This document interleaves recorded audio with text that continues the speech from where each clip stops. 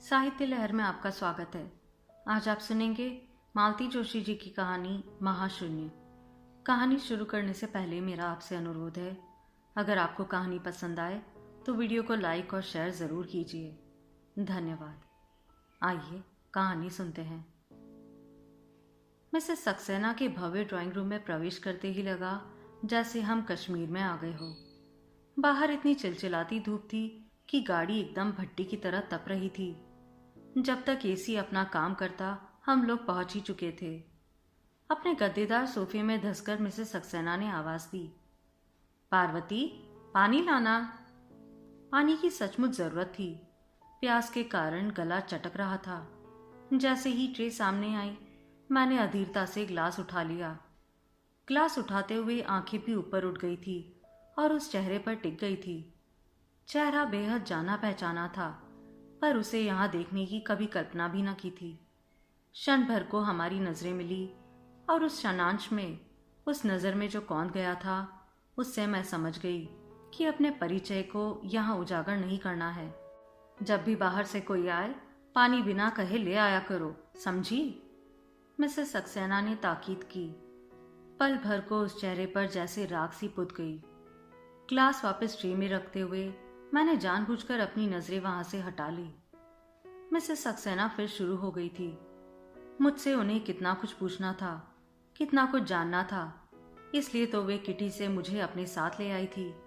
अभी कुछ देर तक मेरा भी उत्साह उनसे होड़ ले रहा था, पर अब मेरा मन कहीं और चला गया था। 5-6 महीने बेटे के पास बिताकर जब भी स्वदेश लौटती हूँ, ढेर सारी खबरें मेरा इंतजार करती होती है। ये खबरें गली मोहल्ले की होती है, सोसाइटी की होती है, इसलिए अमेरिका नहीं पहुंच पाती।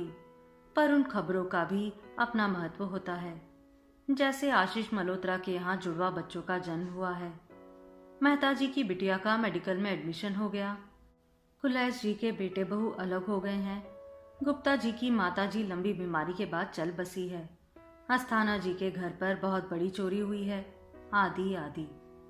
इसी सिलसिले में इस बार यह भी सुना कि सोसाइटी में हर वार त्योहार पर आने वाली पंडिताइन के पति नहीं रहे। उन्हें हम लोगों ने हमेशा पंडिताइन के रूप में ही जाना। उनका अस्तित्व हमारे लिए हमेशा अदृश्य ही बना रहा, क्योंकि पिछले 15 सालों से वे बिस्तर पर ही थे। पंडिताइन उनकी जी जान से सेवा कर रही थी, पर काम के लिए बाहर तो निकलना ही पड़ता था। जजमानी ही तो एकमात्र आजीविका का साधन था, उसे कैसे छोड़ देती। फिर उन्हें ताले में बंद करके बाहर निकलती, पर आधा ध्यान घर में ही लगा रहता। ऐसे क्षणों में अपना निसंतान होना उन्हें बहुत सालता था।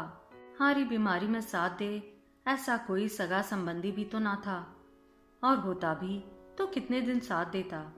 बीमारी क्या दिन की थी, पूरे 15 बरस हो गए थे। इसे तो उम्र भर झेलना था। इसलिए पंडिताइन के पति की मृत्यु का समाचार सुनकर मैंने अनजाने ही राहत का अनुभव किया। चलो, अब बेचारी कुछ दिन तो खुलकर सांस ले सकेगी। जिंदगी के जितने भी बचे कुछ दिन हैं, चैन से जी सकेगी। पंडिताइन को जैसे उम्र कैद से रिहाई मिल गई है। थोड़ी देर बाद पार्वती चाय नाश्ता रख गई। हम लोग किटी से ही लौटे थे, इसलिए नाश्ता तो मैंने वापस भिजवा दिया। चाय का कप उठाते हुए पूछा, महाराजन नई लगती है? हाँ, अभी 3 महीने ही हुए हैं। वह हमारी पूनम थी ना, उसकी शादी हो गई। फिर 2-3 लोगों को ट्राई किया, पर मामला जमा नहीं।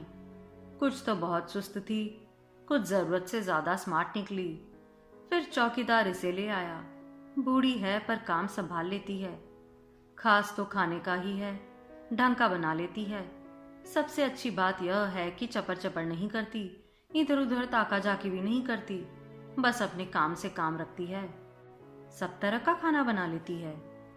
अरे नहीं, वैसे भी नॉनवेज तो हमारे यहाँ अक्सर शाम को ही बनता है। इनके ऑफिस का एक चपरासी है, वही आकर बनाता है।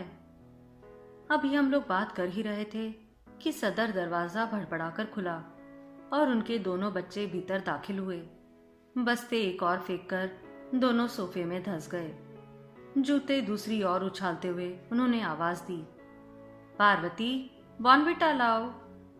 वह आवाज मेरे कलेजे में तीर की तरह चुभी। अपनी दादी की उम्र की महिला को बच्चे किस बदतमीजी से पुकार रहे थे। हैरत की बात तो यह थी कि उनकी माँ को भी उसमें कुछ गलत नजर नहीं आ रहा था, नहीं तो एक आध बार टोकती तो। मुझे तो यह बड़ा अजीब लगा। हम लोग तो उन संस्कारों में पले हुए हैं जहाँ घर में काम करने वालों के साथ भी एक रिश्ता बनाया जाता है। वे नौकर नहीं होते, बल्कि भैया, दादा, काका या बाबा होते हैं। महिलाएं हमारी मौसी, बुआ या भाभी बन जाती है। हमें यही संस्कार मिले थे और हमने अपने बच्चों को, बच्चों के बच्चों को भी यही सिखाया है। पंडिताइन तो पूरे मोहल्ले की अम्मा थी, पर यहाँ वह केवल पार्वती थी। वह ट्रे में 2 गिलास दूध लेकर आई। बच्चों को ग्लास पकड़ाकर उन्होंने ट्रे मेज पर रखा और उनके जूते और बस्ते उठाकर भीतर ले गई। कुछ देर बाद आकर बच्चों के खाली गिलास और कप प्लेट लेकर चली गई। इसके बाद वह फिर लौटी और पूछा, मैडम, मैं जाऊं? मिसेस सक्सेना ने घड़ी की ओर देखा और स्वीकृति में सिर हिला दिया। उसके बाद बमुश्किल तमाम मैं मिसेस सक्सेना को 15-20 मिनट और झेलती रही और अंततः उठ खड़ी हुई। मुझे विश्वास था कि पंडिताइन अगर पैदल निकली होगी तो चौराहे के आगे नहीं पहुंची होगी। मेरा कयास एकदम ठीक था। मैंने गाड़ी उनके ठीक बगल में रोककर दरवाज़ा खोल दिया और कहा, आइए। वह संकोच से भर उठी, बोली, पिन्ना, तुम काय को तकलीफ करत हो? हम तो रोज ही पैदल जात है। रोज की बात छोड़ दीजिए, आज हम आपको घर छोड़ेंगे। जल्दी कीजिए, बीच सड़क पर गाड़ी ज्यादा देर खड़ी नहीं कर पाऊंगी मैं। अपने को समेटती सी वह बड़ी शालीनता से, संकोच से मेरे बगल में आकर बैठ गई।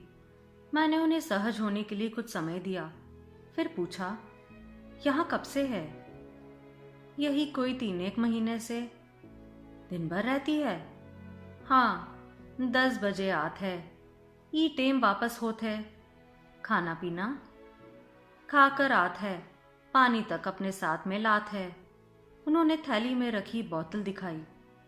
मैं कुछ देर चुप रही, फिर कहा, यहाँ आने के बाद पंडित जी के बारे में सुना, बहुत दुख हुआ। उत्तर में उन्होंने आंचल आंखों से लगा लिया। आपने बहुत सेवा की उनकी। यह समझ लीजिए कि आपकी बदौलत ही वे इतना जी गए, नहीं तो 15-20 साल बिस्तर पर गुजारना हंसी खेल नहीं है। वे और 10 साल बने रहते तो हम उनकी सेवा करते, पर का करे, तकदीर ही खोटी थी। देखिए, आपने इतनी सेवा की है। अरे का सेवा की है, उन्होंने तड़प कर कहा। सेवा को का फल मिला हमें? भगवान जी हमारी गोद सुनी रखी। हमने कचो नहीं कही, पर भगवान जी ने ये कतई गलत करी हमारे साथ, हमारी मांग सुनी कर दी। उनकी वाणी का क्रंदन मुझे भीतर तक कपा गया। मैंने समझाइश देते हुए कहा, कैसी बातें कर रही हैं आप? भला आप चली जाती तो उनकी सेवा कौन करता? उन्हें ऐसी हालत में छोड़कर चैन से मर भी नहीं पाती आप, समझी? आप तो ईश्वर को धन्यवाद दीजिए। आप भी आखिर कितने दिन सेवा करती? आपकी भी तो उम्र हो चली है। उन्होंने उसास भरकर कहा, वे कैसो हते बिन्ना, पर वे हते तो हमो सुहाग हती, इज्जत हती। कहू के झूठन बर्तन उठावे की जरूरत तो ना थी। मैं इतनी देर से यही सोच रही थी कि आपने ये नौकरी क्यों पकड़ ली। इससे पहले तो आप 2 जनों का पेट भरती थी, पंडित जी का दवा दारू अलग, अब अकेले का भी गुजारा नहीं होता। उन्होंने फिर एक उसास भरी, तब की बात और थी बिन्ना। मोहल्ले में कहूँ भी सुहागिना होती तो हमें बुलाओ आत, दान दक्षिणा चीज बस्त मिलती। तीज त्योहार पर बहू बिटिया खता बाचने बुला लेती, 5-10 रुपए से पैर पड़ लेती। कहूँ सुहागन की पाठ होती तो हमें न्योता मिलतो, साड़ी गाड़ी चीज बस्त दान दक्षिणा सीधा सबई मिलत होत। अब का धरो है, मावस पूनों पे पंडित जी के नाम से सीधा आवत हतो, सो भी बंद हो गयो। मैं हैरान रह गई। उस अपाहिज बीमार आदमी का अस्तित्व इस औरत के लिए कितना बड़ा संबंध था, मानसिक भी और आर्थिक भी। इसका अपना वजूद भी एक शून्य में तब्दील हो गया है और इस महाशून्य को भरने के लिए बेचारी दूसरों की झूठी कप प्लेटें धोने के लिए मजबूर हो गई है। आप सुन रहे थे मालती जोशी जी की कहानी महाशून्य।